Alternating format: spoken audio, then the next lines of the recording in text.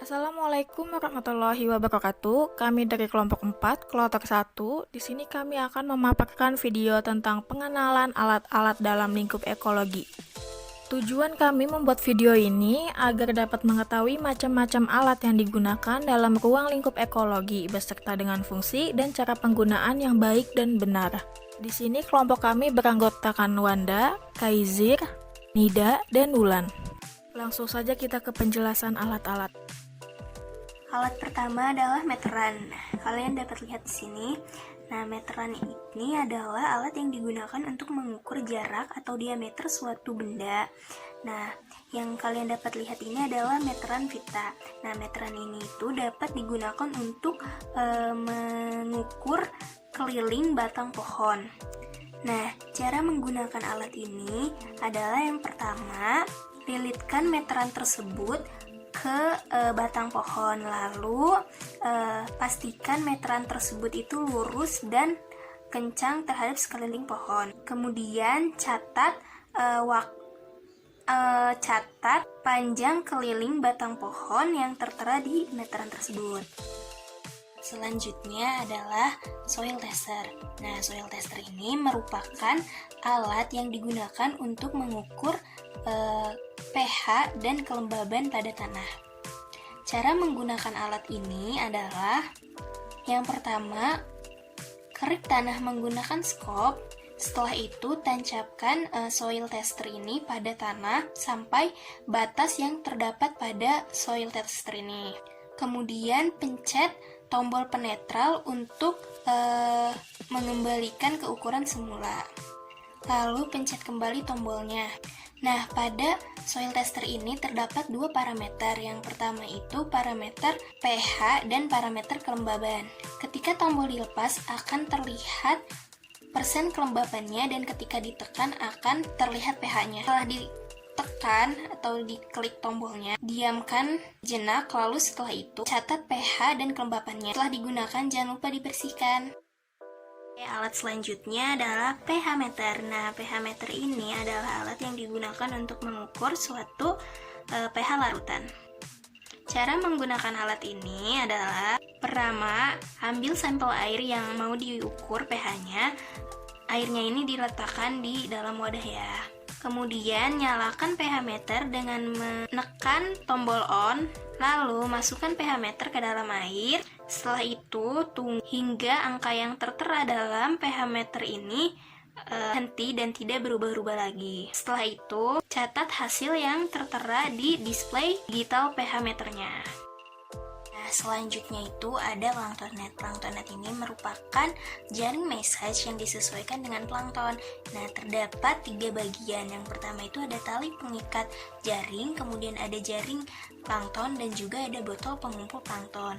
Nah, cara menggunakannya adalah yang pertama, sebelum digunakan, dicek terlebih dahulu apakah keran yang terdapat di botol pengumpul ini tuh dapat dibuka dan ditutup dengan benar atau tidak. Nah, yang kemudian terdapat dua metode pencuplikan pada planktonet. Yang pertama itu ada metode horizontal dan metode vertikal. Nah, pada metode vertikal planktonet itu langsung saja diulur dari tempat kita berdiri. Kemudian setelah pencuplikan ditarik dan pindahkan plankton yang terdapat di botol pengumpul ke botol sampel. Kemudian yang horizontal, lemparkan planktonet searah tegak lurus badan kita. Nah, jangan lupa untuk mengukur tarikannya. Nah, setelah itu pindahkan ke botol sampel. Selanjutnya yaitu ada kompas bidik. Kompas bidik ini memiliki fungsi untuk menentukan arah mata angin, terutama arah utara dan selatan yang menjadi tempat medan magnetis bumi. Dan cara menggunakannya yaitu yang pertama, letakkan kompas di permukaan atas, lalu tunggu sampai jarum tidak bergerak dan menunjukkan ke arah utara dan selatan. Selanjutnya, bidik sasaran dengan menggunakan visir melalui celah kaca pembesar, dan setelah itu miringkan kaca pembesar sekitar 50 derajat dengan kaca dial. Selanjutnya diometer. Diometer ini memiliki fungsi untuk mengukur jumlah kadar oksigen dalam suatu cairan. Dan cara menggunakannya yaitu dengan mencelupkan pen pada diometer ke dalam air, maka dengan otomatis nilai oksigen terlarut akan tertera pada monitor diometer. Selanjutnya yaitu termometer. Termometer ini memiliki fungsi untuk mengukur suhu dan temperatur serta perubahan suhu. Cara menggunakannya yaitu jika ingin mengukur suatu suhu ruangan, pastikan termometer tersebut dalam keadaan bersih, baik, dan normal. Selanjutnya, gantungkan termometer tersebut pada salah satu tiang di ruangan tersebut, lalu tunggu sampai beberapa menit, dan maka didapatkanlah hasil suhu dari ruangan tersebut. Selanjutnya ada alat refraktor. Alat ini berfungsi untuk menilai sifat dan kemurnian suatu cairan, yang mengatur konsentrasi larutan dan mengetahui perbandingan komponen dalam campuran dan zat cair, misalnya garam, gula, protein, atau urin. Cara kerjanya, refraktor dibersihkan terlebih dahulu dengan tisu ke arah bawah, kemudian ditetesi dengan aqueous atau larutan NaCl pada bagian prisma dan daylight plate. Yang ketiga, refraktor dibersihkan kembali dengan kertas tisu sisa aqueous atau NaCl yang tertinggal. Yang keempat, sampel dicairkan diteteskan pada prisma 1-3 tetes. Yang kelima, skala kemudian dilihat di tempat yang bercahaya dan dibaca skalanya. Yang keenam, kaca dan prisma dibilas dengan aqueous serta dikeringkan dengan tisu. Lalu, refraktometer disimpan di tempat kering. Alat selanjutnya adalah loop. Alat ini berfungsi untuk melihat benda-benda renik agar terlihat lebih besar dan jelas. Cara kerjanya dengan meletakkan benda yang akan diamati dengan titik pusat dan titik fokus, sehingga bisa menghasilkan bayangan maya, tegak, dan diperbesar. Di samping itu, benda dapat diamati menggunakan loop dalam dua cara, antara lain dengan mata berakomodasi maksimum dan dengan mata tak berakomodasi. Selanjutnya ada alat lux yang berfungsi untuk pengukur intensitas cahaya yang tersebar di dalam suatu tempat. Cara kerjanya yang pertama, nyalakan alat terlebih dahulu dengan cara menekan tombol on atau yang memiliki gambar bulat dengan garis di tengahnya. Yang kedua, pilih kisaran rangge untuk dijadikan patokan saat proses pengukuran. Tekan tombol berwarna merah yang bertuliskan rangge. Lalu pilih kisaran level yang ditampilkan yakni 2000 lux, 20.000 lux, dan 50.000 lux. Jika ingin mengukur cahaya alami lebih menggunakan rangge 2000 lux untuk hasil yang lebih jelas dan mudah dibaca. Yang ketiga, mengarahkan sensor cahaya pada sudut area yang ingin diketahui jumlah intensitas cahayanya. Pastikan mengarah pada tempat yang strategis agar sensor yang diperoleh benar-benar akurat. Yang keempat, lalu menunggu dan hasil dari pengukuran akan muncul pada layar panel. Cara baca hasilnya bergantung pada kisaran rangge yang dipilih kemudian dikalikan dengan jumlah 1 lux. Selanjutnya ada alat anemometer yang berfungsi untuk mengukur kecepatan angin yang banyak dipakai dalam bidang meteorologi dan geofisika atau stasiun perkiraan cuaca. Cara kerjanya yang pertama, tentukan arah angin, hadapkan ke arah yang berlawanan dengan arah angin. Yang kedua, nyalakan anemometer dengan cara menekan tombol power.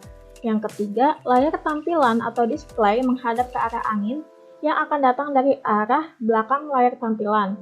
Yang keempat, perhatikan angka yang menunjukkan kecepatan angin pada layar tampilan. Yang kelima, apabila angka kecepatan angin telah konstan, tekan tombol hold dan catat hasilnya. Alat selanjutnya yang kita gunakan yaitu GPS status, di mana GPS status ini digunakan untuk mengukur parameter lingkungan. Nah, untuk mengetahui parameter lingkungan, saya menyarankan untuk teman-teman mendownload aplikasi GPS status ini di sebuah aplikasi Play Store yang bernama GPS status. Nah, terus setelah mendownload kita buka aplikasi GPS status ini untuk mengetahui parameter lingkungan. Dan kita bisa lihat di sini ada dua ya, ada altitude sama brightness-nya ya. Untuk mengetahui kecerahan pada parameter lingkungan suhu ataupun suhu yang ada pada lingkungan sekitar, karena kita menggunakan GPS status ini di dalam ruangan, kita bisa melihat di sini suhu yang ada dari HP-nya ya. Suhu yang terdapat di HP-nya itu brightness-nya itu atau kecerahannya itu 12 gitu ya. Nah, seperti yang video pada di samping saya ini, alat yang selanjutnya itu altimeter. Altimeter ini adalah alat untuk mengukur ketinggian suatu titik dari permukaan laut. Biasanya alat ini digunakan untuk keperluan navigasi dalam penerbangan, pendakian, dan kegiatan yang berhubungan dengan ketinggian ya. Nah, cara kerja alat ini mungkin yang pertama kita siapkan alatnya terlebih dahulu, kemudian tentukan tempat yang akan diukur. Nah, tempat yang akan kita ukur kita tentukan dulu misalnya di mana gitu ya kan. Kemudian netralkan terlebih dahulu. Biasanya dibawa ke tempat yang lebih rendah. Atau dibawa ke pantai gitu ya, untuk memperoleh pembacaan yang akurat. Alat yang selanjutnya itu InsectNet ya. InsectNet ini adalah alat penyaring serangga yang digunakan untuk dinding greenhouse atau penghalang serangga gitu ya. Nah, alat ini biasanya digunakan untuk fungsi yang menghalangi agar serangga ini tidak masuk atau hewan yang pengganggu seperti hama contohnya ya. Kalau orang dulu itu menyebutnya itu kelambu ya. Kalau kelambu itu ya untuk menghalangi kita tidur dari nyamuk. Nah, kalau di alat lab disebutnya InsectNet, yaitu untuk menghalangi hama, serangga dan semacamnya, untuk melindungi tanaman ataupun bisa dipakai untuk penyaringan atau penangkapan hewan-hewan kecil lainnya gitu ya. Nah, tadi adalah penjelasan dari kelompok kami. Terima kasih kepada Bapak Adi selaku dosen mata kuliah Ekologi Umum beserta Aslab Ekologi Umum. Kurang lebihnya mohon maaf dari kelompok kami. Wassalamualaikum warahmatullahi wabarakatuh.